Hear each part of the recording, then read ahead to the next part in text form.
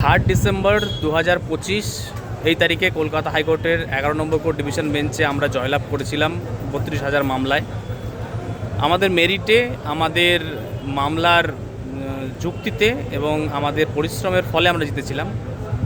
গতকাল রাতে অর্থাৎ 24 তারিখে রাতে বিরোধীদের পক্ষ থেকে সুপ্রিম কোর্টে এসএলপি ফাইল করা হয়েছে। আমরা সেই এসএলপির অপেক্ষায় আছি। এই এসএলপি যখনই সুপ্রিম কোর্টে লিস্টেড হবে আমরা সেই সময়ে আমাদের অ্যাডভোকেট দিয়ে আমরা লড়াই করব। যেরকমটা বলেছিলাম এর আগেও ডিভিশন বেঞ্চে আমরা জিতবো, আমরা জিতেছি। তার আগে সুপ্রিম কোর্টে গিয়েছিলাম, বলেছিলাম সুপ্রিম কোর্টেও জিতবো, জিতেছি। ডিভিশন বেঞ্চে ফিরে এসছে, তখন জিতেছি। এবং আবারও অঙ্গীকার করছি যে আমরা জয়ের কম কোনো কিছুতে শান্ত হব না। সুপ্রিম কোর্টেও আমরা মোক্ষম জবাব ওদের আমরা দেব এবং আমরা বিশ্বাস করি যে এই অন্তিম লড়াই, এই লড়াইয়ে আমরা আমাদের প্রয়োজনে প্রাণপাত করে দেবো, কিন্তু 1 ইঞ্চি জায়গাও আমরা আমাদের বিরোধীদের ছেড়ে দেব না।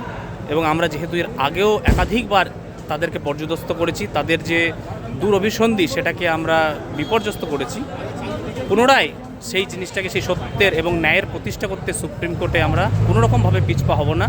আমরা আমাদের সর্বশক্তি দিয়ে লড়াই করব এবং আমি বিশ্বাস করি আমরা পুনরায় ন্যায়ের প্রতিষ্ঠা করতে পারবো এবং আমরা জয়লাভ করব। সবাই নিশ্চিন্তে থাকুন। শুধু যে লড়াইটা আমাদের সামনে রয়েছে সেই লড়াইটাকে আমাদের জোরদারভাবে করার অঙ্গীকারবদ্ধ হন। বাকি আর কোনো কিছু আমাদের আটকাতে পারবে না।